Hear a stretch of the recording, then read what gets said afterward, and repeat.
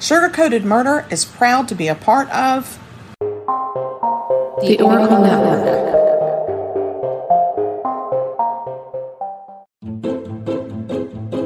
Welcome to Sugar-Coated Murder Podcast, a brilliant true crime podcast hosted by two zany sisters, all while baking up delicious treats in their kitchen. Here are your podcast hosts, Karen Devaney and Ann Varner.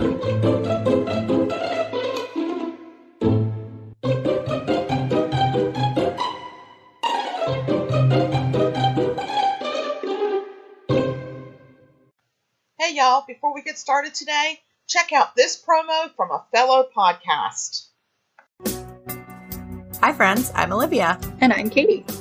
We are Podcast by Proxy, a Canadian true crime podcast. Our primary focus is Canadian cases, but sometimes we travel south of the border and love listener suggestions. Join us every Tuesday where we talk about some of the not-so-polite Canadians. You can find us at Podcast by Proxy wherever you listen to your podcasts and on all social media platforms. So his employer eventually finds out about his criminal past, though, and releases him from employment. He gets a job selling hot dogs on Main Street for a while before he lands a permanent job as a salad maker for G&G Foods, and he worked late overnights at this job. So this guy literally tossed salads for a living. Correct. Okay. A murderous salad tosser. Oh, lordy.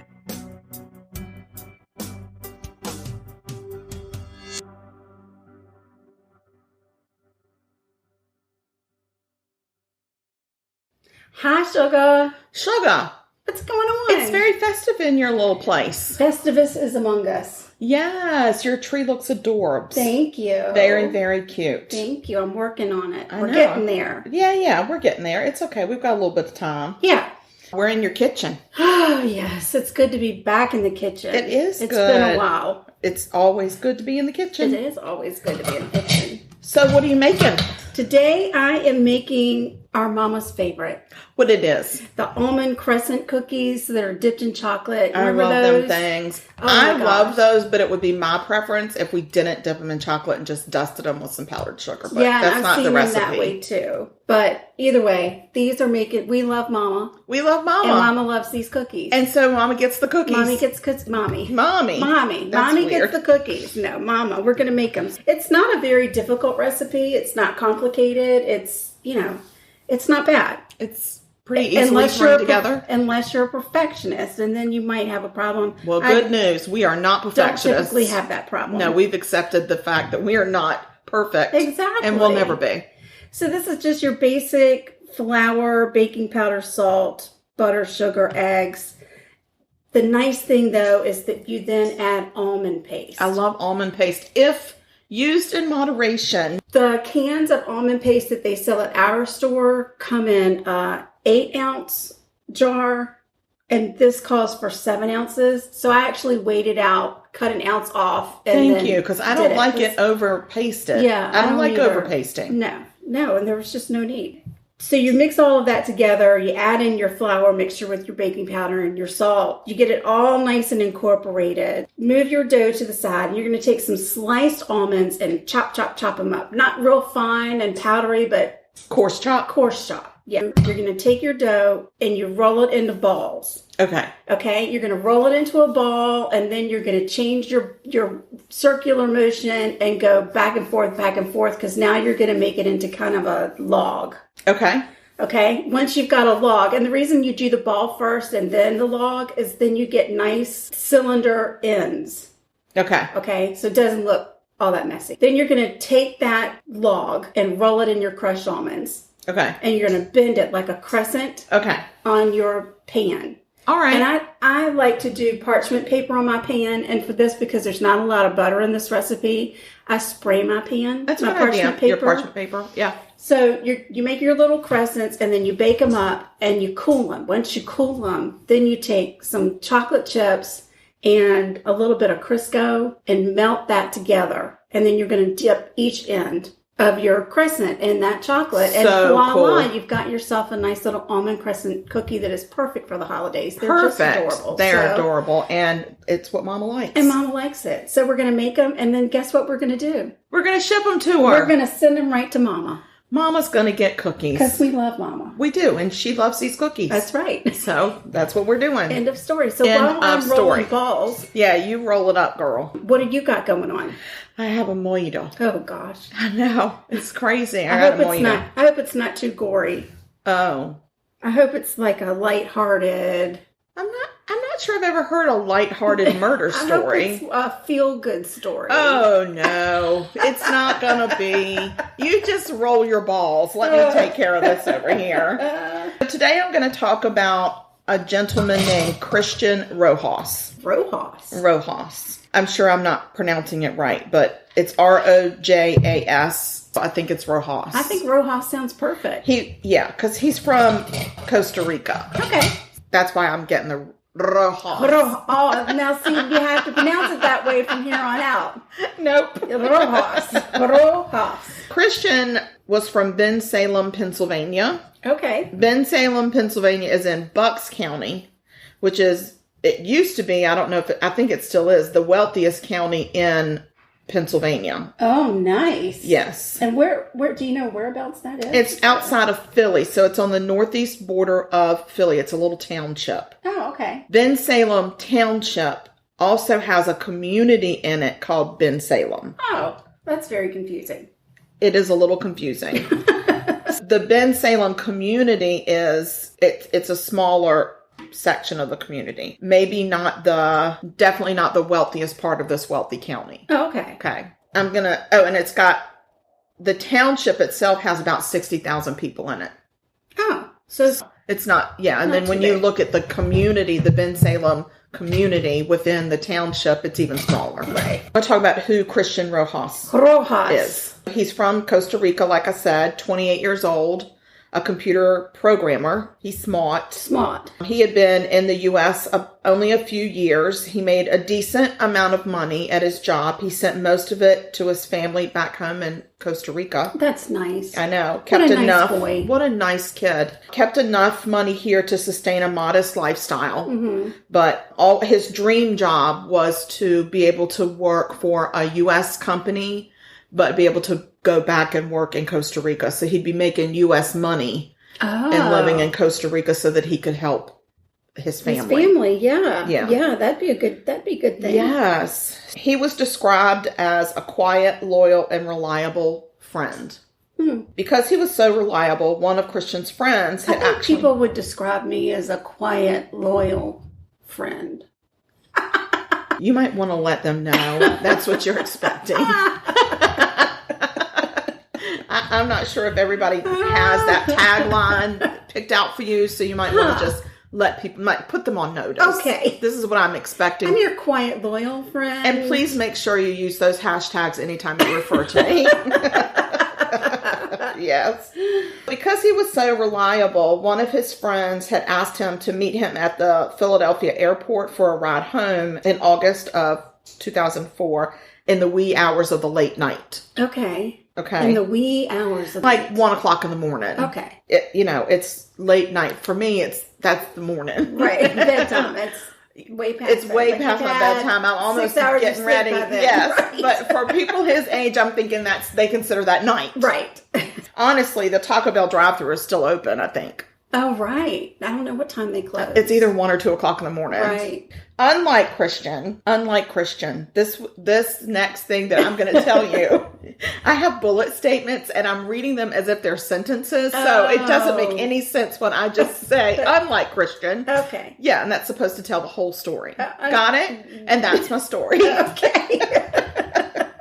There's no prosecutor in this one? Not yet, but the day is young. Okay. I mean, he never showed up to provide that ride to his friend. Oh, no. Which was unlike Christian. Him. Right. There we go. Got that bullet in. Oh. I know. His friends' calls and texts to Christian went unanswered. Very unlike Christian. His friend finally found another friend from their friend group. Because, we all have friend groups. to come and get him. And once that friend picked him up, they immediately drove to Christian's apartment in Bensalem. Yeah. Because they were wondering, dude, what's happening? Dude, what you doing? When they got to Christian's apartment, it was dark and all locked up except for a patio door that they tried, and that slid open. Oh. They entered the apartment through that patio door and flipped on the light and discovered utter chaos. Oh, no. Unlike Christian. He's not chaotic because he's quiet He's and quiet loyal. and loyal and reliable and not chaotic. Not chaotic. The couch cushions had been split open and stuffing was everywhere. What? I know. There was broken glass on the floor. The framed photos were on the floor. Photos on the wall were like askew. Askew? Askew. That's a big clue. Askew. And furniture had been turned over. Oh. His dining room table had been flipped over. What? No, what is the point of that? And he's That's quiet. rude. He's not a table flipper. No, he's not a table flipper. So this is all unlike Christian. This is why I have the heading. Unlike Christian. Right. It looked like Christian's place had been ransacked. The friends started calling out to Christian and there was no answer. So they run to his bedroom, no Christian. As they're running back, they pass the bathroom and they notice a foul odor. Oh, no. The odor. It gets you every time. No, not the odor. It does. They flipped on the light and a horrifying, grisly scene that they could barely comprehend was in front of them. It was so terrifying. It was just the two of them. Actually, I really think the one friend is the one that went in and the other friend was too scared. Oh, no. But they rushed out of the apartment and called police. Okay. They couldn't even stay in there. It was just horrific. When the police arrived, they could hardly believe the scene themselves. It was just really gruesome. Christian Rojas was hogtied with wires. He had been placed in a tub of water that had turned brown with blood. He had been there about 2 days. No. He had a sock stuffed down his throat and another sock that was wrapped around his throat. Oh my gosh. Must have been like a tube sock. It was like a tube sock, but whoever did this had tried to strangle him with the sock, so they had really stretched it. It was tight around his neck. His face had been beaten to a pulp. My gosh. He had been smashed over the head with a heavy object while kneeling, so the back of his head was just smashed in. And he had been punched in his mouth. He had been punched in his chest. My God. Like his whole upper body was just a mess. A bloody mess. And he had a pillow over his face where he had been smothered. So when they took the pillow off, this is what they find. It's just this guy's face and head that's just bashed in. So they decided to cover his face with a pillow. They actually tried to smother him with the pillow. Which means he was still alive after all the beatings and everything else. Oh, my Lord. There was even a distinct bloody face print on the tile of the bathtub that looked like the mirror image of Christian, where his face had been bashed into the tile. Oh, my. And he had already been bleeding. Oh, no. He had been tortured, but he had also put up a fight. They could see defensive wounds on his hands. Right. The obvious question was, who did this and why? Yeah. His friends thought maybe he had surprised a robber, like in the process of robbing the place, but police weren't convinced. His car was gone, so whoever had attacked Christian could still possibly have his car. This amount of violence just didn't tell police it was simply a robbery gone badly. Something a lot more nefarious. Sinister. The sinister. The sinister. As police start looking into Christian's life, they find out from his friends about an ex-girlfriend of his named Heather Lavelle. Oh, Heather. At one time, this 36-year-old woman was a standout in her profession in insurance sales. She had a degree in civil engineering, but her career was derailed when she was an assistant vice president. I'm going to tell you about that in a minute. When Christian was dating Lavelle, he discovered she had a little bit of a drug habit. He couldn't tolerate that, so he called it off with her. Oh, no. Shortly after that, she lost her job due to a humiliating sex scandal at her job as an assistant vice president. Lord of mercy. She was making bad decisions, probably due to her crack addiction. Oh, Lordy be. Because you know crack is whack. Crack is whack. It is so whack, girl. It's whack. It's as whack as whack can be. Whack as whack can be. She bounced from job to job, but her taste for the crack kept getting stronger. Oh, man. Eventually, she found herself unemployed, broke, and homeless. Damn that crack. It's whack. It is whack. It is still What can I say? Will be whack. Crack will always be whack. Always whack. And if you do crack, it will whack you. You will whack you. Whack. Because Christian was such a stand-up guy, let her stay with him platonically. Of course. That's going to work. Right. Well, he was serious. I mean, he sure said he you can was. sleep on the couch until you get on your feet. Mm-hmm. He said until you can find a solution. So I don't even think it was until you can get on your feet. I think it was find somewhere else to go. Right.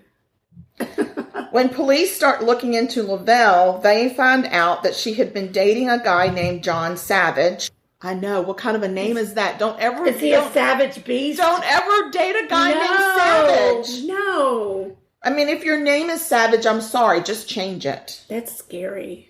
To Salvage. That's a great name. Salvage. Add an L. Just add an L in there. Or just pronounce it Salvage. Just pronounce it. You Yeah, don't have like to some of the things here in South Carolina, people just make up the way they pronounce it. Like Hugie. Yes, exactly. Huger, which is Huger. Right, but it's Hugie. Okay. If you say so. So this John Savage was someone known to be violent, and he was a suspected drug dealer. Probably her drug dealer. Oh, Why couldn't she go stay with him? Right. Well, because he's not a stand-up guy. First, police put out an all-points bulletin nationally for Christian's vehicle. Would it be like a bolo? Be on the lookout for. It's actually an APB, all-points bulletin, which means don't just be on the lookout, but you need to arrest anybody seen driving this car. Gotcha. They are spotted in the Outer Banks of North Carolina. Well, I'll be doggone. I know. Isn't that crazy? So it was Heather and John? Yes, in Christian's car. They were in Christian's car. Yes. In the Outer Banks. In the Outer Banks. It's just shameful how they use the Outer Banks. That should be a bad word right there. Yeah, insert bad word, Mama. Oh. A high-speed chase in the Outer Banks. Like, where are they doing that? On the dunes? I don't know. I don't think they were in a dune buggy, sugar. I think they were on, like, the beach road. Did they have a permit? No, there was no permit. They could not get on the road, and it was not a four-wheel drive. Oh. That high-speed chase in the OBX ends with the arrest of both Savage and Lavelle. Both were taken back to Pennsylvania and were charged with capital murder, robbery, and all sorts of other crap. Wow. Robbery, however they call stealing a vehicle, whatever that is, just all sorts of stuff. They should have been charged with couch homicide and skewed pictures. And what about the flipping of the table? That's got to be a charge. Yes. And unnecessary flip of table. And abusing the Outer Banks. That's a pristine area. We don't need a high-speed chase. No. There's no need for that, nor is there room. That is correct. They could have hurt somebody that was turning into the biscuits and porn. That is correct. And that would be horrible. What if they had driven through the biscuits and porn and damaged the building? Now you're going to give me a nightmare. You're going to give me a nightmare on that one. They're in Bensalem. They've been charged with all the couch flipping. And they're facing the death penalty. Oh. That's right. It's capital murder. Dang right. And they evaded police and they crossed the state lines and they did all sorts of horrible things. Of course, Savage confesses, but he blamed Lavelle for telling him that Christian had raped her, which was a lie. Oh, for heaven's sake. That was a lie that he had raped her, or a lie that she told him he raped her? We know that he didn't rape her. Okay. We don't know if that was a lie or not a lie about what he said that Lavelle. I don't use her name first name. She's not worthy of that name. Lavelle, and I think LaBelle, and I can't. It's Patty LaBelle. Patty LaBelle in this situation. Patty LaBelle did not do this, sugar.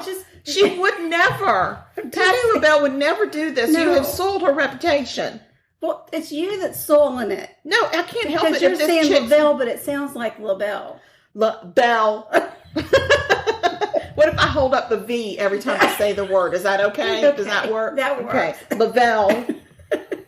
We don't know what she told him, but we know that Christian had not raped her. Of course he didn't. No, because he's a stand-up guy. Yes. He agreed to testify against her to avoid the death penalty. Of course he did. Yes. He also told police that what he beat Christian with were brass knuckles. And beat him relentlessly over more than a day. I didn't even know. Tortured him. Still had a brass I didn't even know. I didn't know either. Wow. He was like, yeah, this is what we did. We surprised him. We wanted his money. They had taken, I think they thought he had $1,500, but he only had $40 on him or something. $40? Yes. They wanted him for his $40? money because they needed drug money. For heaven's sake. Right. And then this stupid ass woman who had been sleeping there said, hey, I think he's got money. Because look how nice he lives. And he raped me. And by the way, he raped me. So let's go steal his money and torture him. Sake. It was Heather's idea to hog tie him with the wires. She did that part. Why? It was Savage's idea to put him in the tub. And then when they tried to beat him to death and he wouldn't die. Then they tried to stuff the sock down his throat and make him die, suffocate. He wouldn't die. Then they tried to strangle him with the sock. He wouldn't die. This poor guy is putting up a fight. He did not want to die. And so the last thing they did was they put him in the tub and he was bleeding everywhere. And she held the pillow over his head until he stopped breathing. For heaven's sake. Because his hands were tied behind his back by then. So she killed him?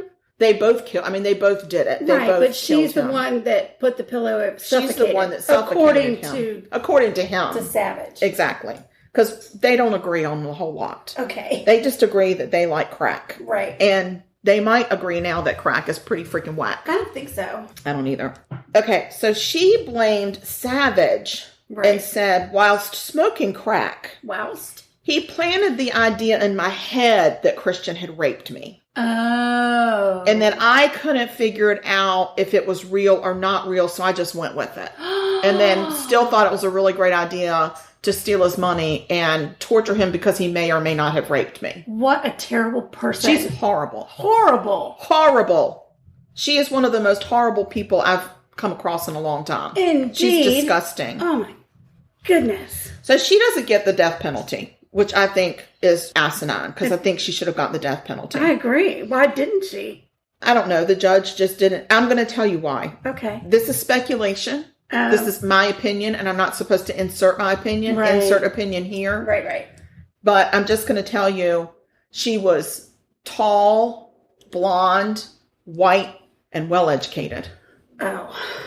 And you think that's probably... And I think that's why she didn't get the death penalty. Maybe. And I think it's also because her partner was not getting the death penalty, even though he was the one that talked. Right. They both got life without parole. Okay. They're both still in prison. She's in prison in Pennsylvania. She has a blog. Are you kidding me? I don't understand why this woman... Don't you say the name of the blog, because I'm not saying it. Yeah. I'm not saying that. What, are you kidding me? She continues to appeal her sentence, and also she is trying to get legislation changed because she doesn't think life with no parole should be literally no parole. What? Yeah. She's the most egotistical, narcissistic, self-centered little biatch. She's horrifying. I read this blog and it made me want to puke. Oh my God. She's all about herself. She's all about herself. She thinks very highly of herself. She is not humbled by any of this. None of it. Wow. She is not remorseful. Not once has she said, you know what, I probably need to really take stock in who I am because I might be a horrible person. No. She likes to talk about how influential she is to her friends because she's so educated. Her friends in prison are very influenced by her in a positive way. Oh my God. And she likes to teach fellow inmates about self-esteem and self-worth. Wow. Would you gag me with a spoon already? Would you gag me with a spoon? That is so crazy. This is her. And so what really irritates me is researching this. You can't find any information on this kid. On Christian? On Christian. I actually had to read a book about this. Right. And the book really isn't about Christian, but at least it described the crime scene to me. Right. Everything's about her. That's sick. About how this tall, blonde bombshell that's educated and was making all this money turned to crack and then murdered this guy. It's all about her. Wow. And it really irritates the stuff out of you. The stuffins. The stuffins all out of me. Are irritated. Because everybody has forgotten about the brutality under which this kid, 28-year-old man, young man with his whole life in front of him, who's a do-gooder. Right. And he's brutally murdered for absolutely no reason. Because this broke down hoe needs some crack money and can't remember if he really or really did not rape her. But oh, by the way, he's the only person that housed her when she was broke and on the street. Oh my God. And it has all become about this biatch. And I just don't like her. I don't like her. No. Lavelle with the V. But I'm going to tell you this. If I could go to see her, I would call her really bad names. Oh, me too. I would call her probably some names that I don't even like other people to use. I know. Because that's what she is. So we shouldn't, because then we'd come off like bullies, because I would want to bully her. And I'm totally bullying her. I don't care. I don't care. I don't want to be a bully. Oh, no, I want to be a bully with her. Right. I want to be one. Right. That's my case about Christian Rojas. Rest in peace, Christian, because you did not deserve to die that way. And his poor family in Costa Rica. Yeah. I mean, and he was helping to support them. People in Costa Rica don't make a lot of money. No. And he was over here. He was such a do-gooder. Yeah. And she just took him right off the face of the earth in such a brutal way. Yeah. Brutal. And now she gets to have a blog. And she's got a blog. Well, tax dare money. Tax dare. Wow. That's a new word. Whoa. It's tax dare. Tax dare? Dare. Yeah. It's tax dare. I dare you to use my taxes in that way. Like D-A-Y. Tax dare is opposed to a tax nighter. Right. Well. Yes. Yes. Okay, so these are just taxes that are collected during the day or are paid. Just tax dare. It's in the daytime. These taxes are only from the daytime, like only coffee shops. Correct. Okay. That's what's going to support her in prison. Tax debt. Well, somebody needs to unplug her blog. Yes. Because I would really like to unplug her blog. Me It's too. Disgusting. That's awful. And she posts pictures of herself. Why does she have a camera? Why does she have a camera? I don't know. Why does she have a blog? My God, where is she? She's in Pennsylvania in this place called Muncie, Pennsylvania, M-U-N-C-Y. I think I'm going to write to the warden and ask, why does this asshole get to have a blog and she's posting pictures of herself? Like, what the hell? She's in prison, life, no parole. That shouldn't mean you get a blog. No, you don't get a blog. No. I hate her. Oh, my stomach is a little upset right now. My stuffings are hurting. We're going to have to get you a little Pepto. My stuffings are hurting. Down. And she really got me. I don't like her at all. Oh, my Lord. All right, well, while you've been telling me what are you doing? What's the deal on your balls? Oh, well, they were balls that turned to crescents. I love that. No, they were balls that turned to logs that turned to crescents. Correct. Ball, log, crescent. Just remember, when you make this recipe, the order goes ball, log, crescent. I got 2 pans done. The nice thing about this, it put a lot on a tray because they don't spread. I like there's that. There's not a lot of butter in them. Butter. They've cooled down a little bit. I got my chocolate here all melted up, and I'm just steady dipping. It smells so good. It smells like almost an Almond Joy without the coconut. Yeah. Maybe a Hershey bar with almonds. Yeah. Not because I don't smell a coconut. I said without the coconut. But that's the whole reason for the Almond Joy. Oh, that's true. That's like all. All right, I take it back. You can delete that part. It smells just like a Hershey bar with almonds up in here. All right. Let's take a pause. Well, we could do it. We're going to take a pause, and we'll come back, and I got a story to tell you about a man who won the lottery. Oh, I love that. Mm-hmm. Yay for him. Mm-hmm. Okay. Hey, y'all, it's Karen.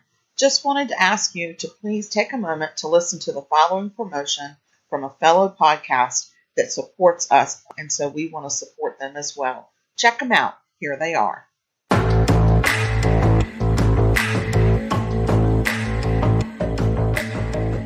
Hi, I'm Amanda. And I'm Jessie, and we're the hosts of See You Next Tuesday podcast.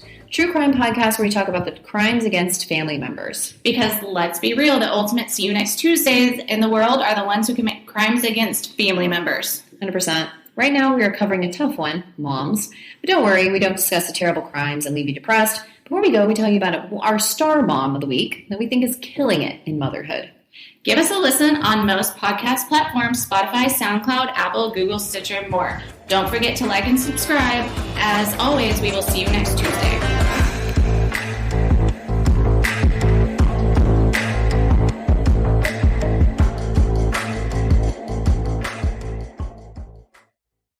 We're back. We're back indeed. Here we are, back again. All right. So I'm good to go on my cookies are just cooling. Yeah, I can't wait to...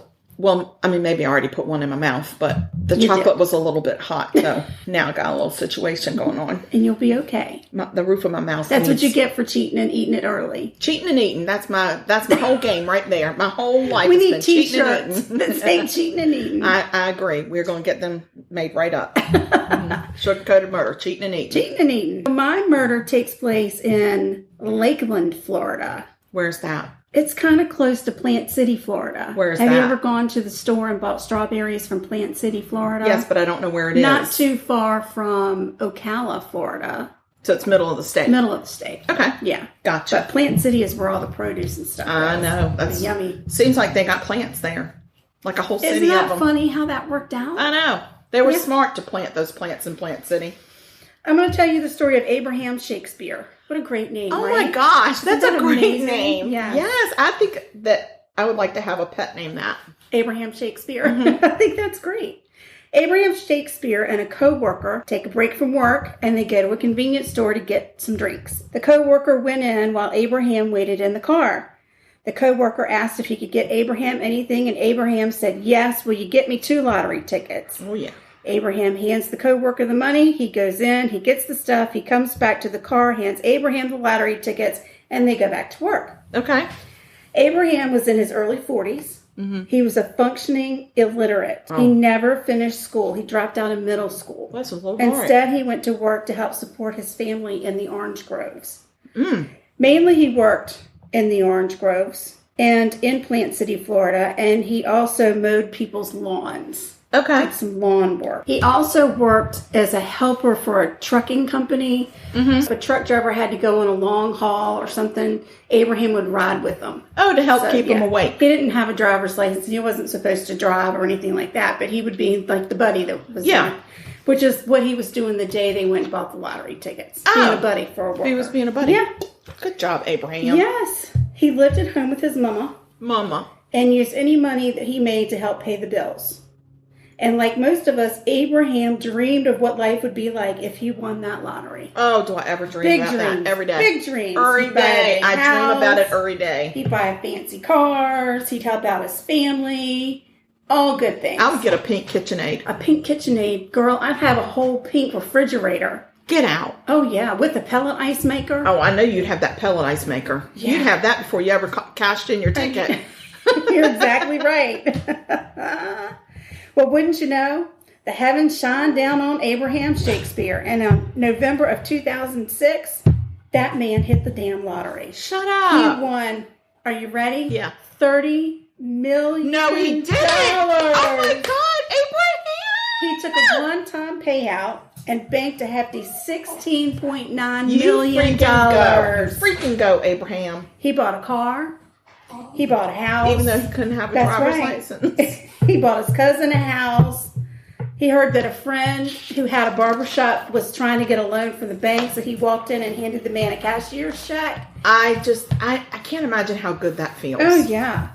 And he said, you know, this is for you. And the man said, well, listen, I tell you what I'm going to do is I'm going to make payments to you like I would at the bank. I'm not just taking your money from you. Abraham was like, whatever you want, dude. Believe it or not, winning the lottery can be a big burden if you don't surround yourself with the right people. That is true. Abraham didn't know anything about managing money. Oh, Abraham. Right? And really, the only thing he knew neither do I, really. I mean, I have not won the lottery. Abraham didn't read or write. And the only thing he knew how to do was sign his name. Sign a thing. So there are people out there waiting around just to take advantage. They have nefarious intentions. Correct. There are a lot of people around him that constantly asked for handouts. And he he didn't have the heart to say no to anybody. He gave, and people knew he carried a lot of cash around with him. He just had it in his trunk. No, he didn't. Abraham. Sweet. Well, you're not even supposed to be driving, son. And you're driving illegally with cash in your trunk. Yeah, it happens. Oh, whatever. By October of 2008, Abraham only had a little over $2 million left, just with the cash money. I mean, he had assets, like the cars, and he bought himself $1 million house. Okay. He did have all of that. And it was just by chance that a friend of his, who was the real estate agent who sold the house to him, she was at a conference and she met up with this lady and told this lady, I had a client I sold a house to who won the lottery, bless his heart. And I just feel so bad for him because everybody's taking advantage. And this lady said, oh my gosh, what a great story. I'd love to meet him. I might be interested in writing a book about him. Oh, that's... Wow. So the realtor introduced him to this lady. Her name is Dee Dee Moore. Dee. Yep. And Dee Dee meets with Not Abraham. BB. Not BB. Not Cece. No. It's Dee. Dee Dee. Okay. Yes. Her real name is... Delilah Devaney? No. Her real name is Doris. Doris. Like Doris, only Dorice. Doris. Or door ice. Door ice, right? One of those. I don't even know. So people call her Dee Dee, which is probably a good thing. It's for the best because we don't know what her name is. Right. Abraham and Dee Dee start meeting about the book. Yeah. And she talks to him and she hears about the whole people taking advantage of him and he's, getting low on money and everything else. And she said, I tell you what I'm going to do for you. Now, I'm already wealthy, she says. Can you please pick up your dog? He's driving me insane. Oh, okay. Just you don't even have to pause. All right, the dog now has what he needs. We'll see. Where was I? Dee Dee is going to do something for him. Oh, Dee Dee said, I tell you what, I'll be your financial manager. I'm going to help you. You don't need to pay me for it. I'm just going to do this out of the kindness of my heart. And Abraham said, great. That'd be really great. Thank you. I don't have a good feeling about this. Thank you for that. Because Dee Dee is a book writer, not a financial manager. You need to stay in your swim lane. Well, the funny thing about Dee Dee is she'd never written a book. Well, there's a first time for everything. Dee Dee was not that. She was not. She was a poser. Yeah. Okay. I'm not quite. She wasn't even a financial advisor. That was not her career. She had done some different jobs here and there, and she had like a medical transcript type company that she ran for a while. And okay, she, but this was not her thing. It's not her forte. But I think she felt like because she had done so well in her life that she would help him manage his money. Okay. That's the premise of the story. Okay. Now, at the time, Abraham was also going through a court case with the coworker who purchased that lottery ticket for him. No. That guy said, Abraham stole that ticket from me, and that money is actually my money. No. Right. No, because Abraham gave him the money. Right. Don't be mean. Don't be mean-spirited and take Abraham's money. Right. That's so mean. Well, Abraham won that case, but the coworker appealed the decision. The case dragged on and on. Oh, my gosh. The last date with the appellate court was May 27th, 2009, and Abraham didn't show up for that hearing, which was really unusual for him. He had been to every single hearing there had been from the very beginning. Even more unusual is that Abraham's friends and family hadn't heard from him in over a month. They had reached out to Dee Dee to see what information she might have, and she told them that Abraham had left town, that he wanted to disappear for a while because he was tired of everyone asking him for handouts. She said she was getting text messages from him, and she even went so far as to show them the text messages on her phone that she was getting. Okay. Now let's think about that. What's wrong with that story? He's in touch with her, but not his mama. He's illiterate. He doesn't know how to read or write. True. Yeah, he ain't going to be texting you, girl. Right. How is he texting anybody? Oh, well, I just, while writing my book and financially managing him, I also taught him how to read and write. Right. Miraculously. By November of 2009, his family, they've had enough, and they called the police to report Abraham missing. They tell them that they are very concerned and think that this Dee Dee Moore lady knows more than what she's saying, especially because she keeps talking about these dang text messages, and they know that Abraham can't read or write. So they don't understand how it is she's getting text messages from Abraham. The police go over and they talk to Dee Dee. And she's like, listen, here are the text messages. You can see it's coming from Abraham's phone. I'm getting text messages from him. And he wanted to go away. And she even pulls out a video that she had taken of her talking to Abraham during one of their book sessions, where she is pretty much leading him and saying, don't you just want to get away from it all? Don't you want to go somewhere? And he'd be like, yeah, I mean, it's really hard. Everybody's asking me for handouts and I don't know what to do. I don't have the heart to tell anybody no. She's like, so you just want to disappear. Oh, well, I hope the police see through this. Well, at this point, they're suspicious, but Come what can on, they you do? dumb police. Well, what can they do? What can they do? They don't know that where Abraham is. I know they don't know where he is, but the first thing that you do is you look at her and say, you realize the man cannot read or write. Surprise, Dee Dee. Maybe she said, I taught him how to read and write. He's doing the speech to text. So the police go in and they do a deep dive. But the police take a step back and they're like, okay, who in Abraham's circle might want to harm him? Mm-hmm. They start with the coworker that had the thing against him. The law case. The law case. The law case. Well, at least I had words. You didn't even have the words. You're correct. Okay. You're correct.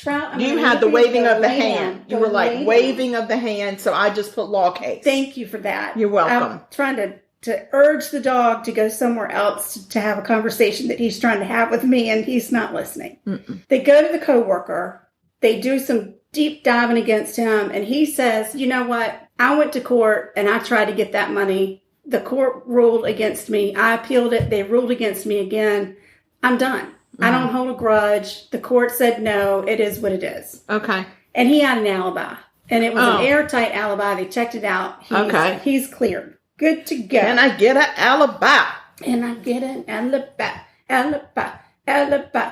So the police keep digging. Oops. Not sure where that came from. In December of 2009, at Christmas, like around the 27th of December, just after Christmas, Abraham's mom gets a phone call from Abraham. No way. From Abraham. From the real Abraham? He says, I'm fine. I just want to be left alone. She hangs up that call and she calls the police and she says, someone called me and said he was Abraham. But it was not Abraham. I could tell it was not his voice. Oh, no. Did they think she was dumb and didn't even know her own son's voice? Come on. Right. No, people know. So the police actually jump into action on this one. Good. Very proud of them for this. They get the phone number that called her and they do a trace on it. And darn if that number doesn't ping in a parking lot at a shopping mall right there in Florida. Right in Lakeland, Florida. Lakeland. Sorry, I didn't know you were there. What are you doing under my foot? My God. Poor Trout. He's all messed up. I don't know. The police go over to this parking lot of the shopping center. And of course, it's packed. It's just after Christmas. Their holiday sales. Everybody's going on. Doing returns. Got to return all the stuff. And they're like, what are we even looking for? We have no idea. But they just sit there and patiently just kind of look around. And I'll be darned if old Dee Dee Moore doesn't pull up in her car. She pulls up in her car and she gets out and she gets into another car. And they've got their little binoculars and they're watching what's going on. And she hands this person in the car an envelope full of cash. They talk for a little bit and then she gets out of the car and drives away. That hussy. Then the person driving the car drives away. Like that? They do, just like that. And the police follow that person in that car. They followed him. What if that's Abraham? That could be Abraham. I don't think it's Abraham. I think it's Abraham's imposter. Well, once Dee Dee's out of sight and they know she's not going to see them, they pull that car over. Mm-hmm. And it turns out it's that man that Abraham lent the money to for his barbershop. What? Yes. He's working with Dee Dee? Yes. She had paid him $5,000 to call Abraham's mom and pretend like he was Abraham. What doofus. Right. Both of them are doofus. They're doofi. that's the plural for doofus. Wow. They're together. They're not a doofi. The two of them are doofi. They're doofi. Yes. Wow. Wow. It's Latin. Police end up talking to the barber, and they are able to convince him to become a police informant. Okay. And they say, we think something's happened to Abraham, and we think Dee Dee is involved. Now, the barber says, I was not under the impression that anything had happened to Abraham, just that Abraham wanted to be left alone, and I was trying to get his mom off his back. That's what she told me. I didn't know something bad could be going on. Oh, wow. You're dumb. That's fine. You're just dumb. So they end up getting this barber to wear a wire anytime that he meets with Dee Dee. And that was the smartest thing that they ever did. Good. For sure. He meets with her and she starts talking about how she's in a panic because the police are putting a lot of pressure on her and she doesn't know what to do. She types a letter to Abraham's mom and she scolds her for not recognizing his voice. Like, she's like, I'm Abraham. I'm writing you this letter. How could you not recognize my voice on the phone? Right? Dee Dee, how dumb. And he's a written letter. Right. She typed it. Oh, heavens. On the typewriter. Yes. Dee Dee, what about illiterate do you not understand? Right. So she gets... Dee Dee is a dumb. She tells the barber to go put this in the mama's... She pays him money and says, go put this in the mama's mailbox. Oh, my gosh. And hopefully he took it to the police. Well, the police... he was wired, so they knew exactly. Yeah. Again... Poor Abraham doesn't know how to read or write, so typing a letter is... Dee Dee refuses to accept that quality in him. No. She refuses to accept that. For several weeks, Dee Dee got the barber to do a whole bunch of things to try and throw the police off her trail. Like, anything she could think of to try and throw them off the trail, she was trying to get Abraham to do it. And finally, she says... The barber. Thank you for keeping me straight. The barber. That's what I'm here for. And to eat your cookies. Yes. Finally, she says, listen, do you know anybody that might be willing to take the rap for a murder? Oh, sure. I mean, I keep a Rolodex of all the names of people that are willing to take a rap for a murder that they did not do. Right. Absolutely. Now, I mean, that's the way everybody wants to ring in the new year. The barber says, let me think on it. Let me think on that. And I'll get back to you. Mm-hmm. So the police go into action and they get one of their undercover agents to be a person that would be... I don't like it for Abraham, but I love this. So the barber reaches out to Dee Dee and says, yeah, I got a friend who's about to go down for 30 years for another murder. And he said he just tacked this one on. Sure, for free? Oh, gosh, no. Oh, okay. No. He wanted $50,000 for that. That's all? That's all he wanted, $50,000. God, I've been like, I need $500,000. But he tells Dee Dee, listen, I'll do this for you. I will take this rap, but you have to give me the details because it has to be believable. The police aren't just going to take my word for it. Oh my God, this is brilliant. Right? Oh my God. He says, I need to know how he died and where's the body. And she says, okay. So over the next few days, Dee Dee meets with this undercover agent, and the first time she gives him a .38 caliber pistol, a revolver, whatever you want to call it, wrapped in a towel. Okay. Murder weapon, we think, right? The second time, she says, I am going to take you to a house and show you where the body is. January 25th, 2010, she takes this undercover agent, to a house that she owned in Lakeland, Florida. In the backyard, there's a big concrete slab, and she tells the agent to tell police to dig under that slab and they would find Abraham. On January 28th, 2010, Abraham Shakespeare's body was found buried under that concrete slab. Oh, Abraham Shakespeare. Abraham had 2 bullet wounds to the chest. Oh. When police questioned Dee Dee about Abraham's murder, she concocts a story saying that a drug dealer killed Abraham Dee Dee, in front of her. You are a dumb broad. Held a gun in her mouth and threatened to kill her and her family if she told them anything about it. Because that's how drug dealers work, right? A drug dealer is going to kill you too, lady. They're not going to let you live. No. Why would they do that? No, because it done killed one person. What's another person? You're a witness. You'd be under that concrete slab too. Dee Dee is dumb. I'm telling you, we need to get her hooked up with Lavelle. Oh, yeah. And that we'll have the smart one and the dumb one in the same cell together, and they can just fight it out. Yes. She is a maniacal lion hoe bag. CC. Instead of a Dee Dee. That's right. She a BB and a CC. Dee Dee Moore was arrested and charged with first-degree murder. Court documents state that after agreeing to be Abraham's financial advisor in November of 2008, Dee Dee got busy and started moving his assets into the name of a company that she owned. By January, so they met in November, by January of 2009, Dee Dee had taken control of everything Abraham owned. She was living in his house. She had taken ownership of his car, a truck that he purchased. Well, does the mama get all this stuff back? Mm-mm. Where is it? No, I'll tell you.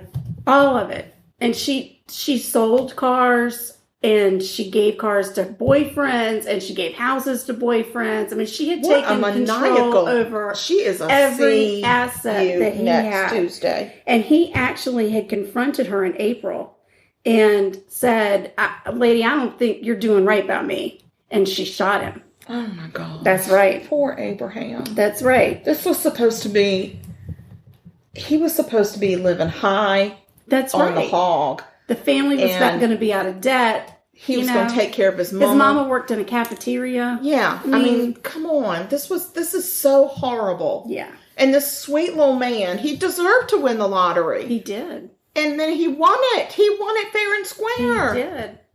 He sure did. He really won it 3 times. And he did good things with the money. He did things. He did things. It took the jury 3 hours to find Doe Rice. How about Dum? Dee Dee Moore guilty of first-degree murder. She was sentenced to life in prison without the possibility of parole. It doesn't look like old Doe Rice has tried to appeal that case. Though in 2019, I did see where she had written the judge a letter asking for a new trial. But I don't think that's the way you appeal your case. Well, did she say love Abraham? She may have. Because she's like, this is Abraham.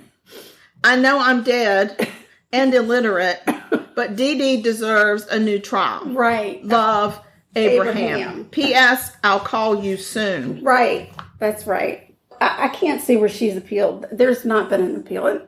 What's the point?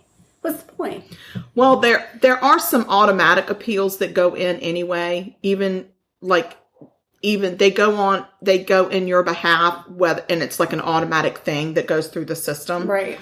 But having a new trial is not one of them. So when Abraham won all of this money, one of the things that he did with the money, he had a child with a woman that he was not married to. Mm-hmm. When he got that money, he created a trust fund for that baby. Okay. Put $1 million in it. Oh, thank heaven. And all of the money from his estate that they were able to recoup went to that child. The mama didn't get nothing? No, because technically I think the baby is the next of kin. So, and I don't know if that person, what kind of relationship she had with the mom. I'm not quite sure. And I couldn't find anything on where the mom was, what her status was. Mm-hmm. I think she's still alive. I think she still lives in that area, but I don't know what her situation is. I hope somebody went in and took care of her. I do too. But I don't know. Because that's what Abraham wanted to do. Correct. And that's what he was doing. Yeah. I mean, he did buy her a house. Didn't he? Well, I don't think so. I think he bought himself a house, but I would have to assume that she moved with him. Or, I mean, it said in the documents that I found that he had given her $12,000 for something, but I don't know what.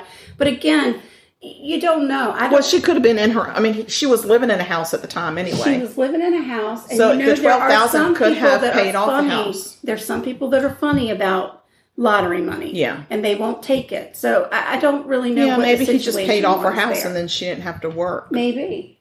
Or it could be she wanted to work. Some people enjoy working. So I don't know. But, you know, I'm sorry that he met up with the devil. Well, we have talked about 2 horrifically nefarious, sinister bitches today. We have. Yeah. We did. Both of them. Just horrible, horrible, awful people. They give women a bad name. That's right. That is not how you behave. And we don't wish well on them. I don't wish them well. I don't wish them well. I don't wish them well, and I wish them to go to hell. Do not have a Merry Christmas. Y'all not. Y'all are not on the Christmas list, Christmas and card list. list. If you're Jewish, I hope you have an unhappy Hanukkah. Me too. I hope your dreidel crumbles. Yes. From dryness. Dry dreidel. I wish you dry dreidel. Oh my gosh. I hope your menorah does not light. Ha! That's right. So, speaking of Christmas cards, though. Oh, yeah. OMG, what a great segue. We got cute Christmas cards to send out. We do. So, y'all, if you want a Christmas card from us, send us an email to murder.sugarcoated@gmail.com and just say, hey, yo, biatches, put me on a Christmas card list. Here my address. Yeah, we'll send you a Christmas card. And we'll send y'all a cute little Christmas card. Yeah. So, we also have our very, very, very, very amazing Killer Vanilla. Which would make a great Christmas gift. Indeed. To a mother-in-law, a sister, yourself, a sister-in-law, a teacher, a cousin-in-law, a cousin-in-law, a cousin twice removed, a doctor, a cousin that you married, your lawyer, yes, your attorney, yes, your hairdresser, nice, your nail salon people, your baker, your local baker, your postal worker, and your pharmacist. Yes. So there you go. Any of those people you'd like to buy a gift for, all. Send us an email. Yes. And we'll tell you how to buy it. We'll tell you how. We'll tell you some Killer Vanilla. Killer Vanilla. We just sent Mama some Killer Vanilla. Was there some Killer Vanilla in these cookies? No, they didn't. There was no vanilla in these cookies. Well, you know where the vanilla is? Up your dog's butt right now. I know. He's having a hard time. So he's been talking to some friends outside, and now he's trying to tell me the story of what they're doing. He's like, "Mama, you're not going to believe what they said." They said there might be squirrels in the neighborhood, Mom. Oh my gosh! So, can you get us a cookie, please? Oh, sure. Here you go. Thanks. Well, I'm going to taste one. Tell me how you think it is. Tell me how you think it is. It's supposed to be crunchy on the outside and a little soft and chewy on the inside. Oh, very good. Oh, good. Good. I've already had 3, so. And you fussed at me for having one, for sneaking I'm the one. baker. I didn't know that was a rule. It's a rule today. These are real good sugar. Guys, these are really good. They remind me of an old-fashioned Christmas. Yeah. So if you want the recipe for this one, send us an email. There's not a website for this one. It's just a recipe that's been in the family for a long while. Yeah, it has. Type of situation. It has. So, it's a secret family recipe, but we'll give you the secret if you email us. Yeah, we're not like that. We're not like other people in the family who hoard recipes. Yeah, we don't believe in that. That gives you bad karma. Exactly. And we also have social media. We do. And if you wanted to buy us a Christmas coffee, we would love to have some Christmas coffee. Yeah, you can go to Buy Me a Coffee and find Sugar Coated Murder and buy us each a coffee. We would love that. Yeah. If you buy us enough, we'll put bourbon in it. Yes. Oh my gosh, we can buy a bourbon. Yes. Buy us a bourbon. Buy us a bourbon. Instead of Buy Me a Coffee, it says coffee, but it might be bourbon. We might have been in the liquor store today. We were in the liquor store today, as a matter of fact. Yeah, we got some bourbon and we're gonna ball it up.